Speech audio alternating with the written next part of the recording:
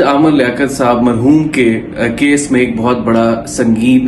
مرحلہ عمل میں آیا، جبکہ یاسر شامی صاحب کو نامزد کیا اور انہیں گرفتار کرنے کا حکم عدالت کی طرف سے پیش کیا گیا۔ کہا گیا ہے کہ یاسر شامی صاحب کو گرفتار کر کے عدالت میں لایا جائے اور ان کا موقف عدالت میں بیان ریکارڈ کیا جائے، کیونکہ یاسر شامی صاحب کو ملوث پایا گیا، جو کہ عامر لیاقت صاحب کی نازیبا ویڈیو اور تصویر لیک کرنے میں ان کا سب سے کلیدی بنیادی کردار تھا، اور ان کی زندگی تباہ کرنے میں اور ان کو موت تک گھسیٹنے میں یاسر شامی صاحب کا ایک کلیدی کردار تھا۔ ان کی سابقہ مسز جو کہ بشرا میڈم تھی، ان کو سابقہ اہلیہ بشرا، انہوں نے عدالت میں یہ پٹیشن شائع کی کہ ہانیہ اور یاسر صاحب دو مین کردار تھے جنہوں نے یہ نازیبا ویڈیوز کو لیک کیا گیا اور اس کو سنسنی کر کے پوری معاشرے میں پریزنٹ کیا گیا۔ اس میں یاسر شاہ صاحب کا بنیادی کردار یہ تھا کہ ہانیہ شاہ، جو کہ لاسٹ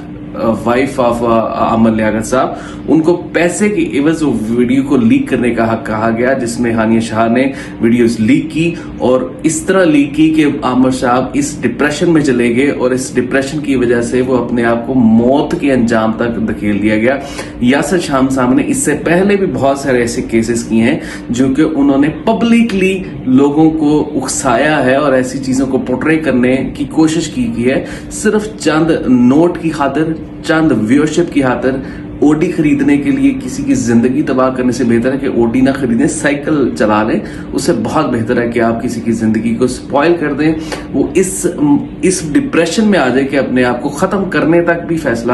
سے پیچھے نہ ہٹیں۔ تو یاسر صاحب، آپ ایک قابل احترام نام ہیں، لیکن کم از کم آپ کو رسپیکٹ کرنی چاہیے کسی کی پرائیویسی کو۔ آپ تو لوگوں کے بیڈ روم میں جا کے ان کی حرکات کو دنیا کے سامنے پریزنٹ کرنے کے لیے بڑے جلد پہل کرتے ہیں کہ میں سب سے پہلے ان کی جو وہ رات گزری ہے کیسی گزری ہے اس کے اوپر میں لوگوں کو دکھا سکوں۔ تو یہ جو مائنڈ سیٹ ہے جسٹ کہ ویورشپ حاصل کرنے کا، یہ لوگوں کی زندگی اجاڑ رہا ہے۔ جیسے کہ آپ انوالو ہوئے ہیں، آپ وکٹم ہیں یا نہیں ہیں، but you are the mediator of this all. So kindly اپنے آپ کو تھوڑا سا بدلنے کی کوشش کیجیے گا کہ پاکستان میں صرف پیسے کی لالچ کی خاطر، صرف او ٹی خریدنے کی لالچ میں اپنے ضمیر کو نہ بیچ دیں، اپنے آپ کو ڈس ریسپیکٹ نہ کریں، اور لوگوں کو اس حد تک ڈپریشن کا مریض نہ بنا دیں کہ وہ موت کو گلے لگانے سے بھی دریغ نہ کریں۔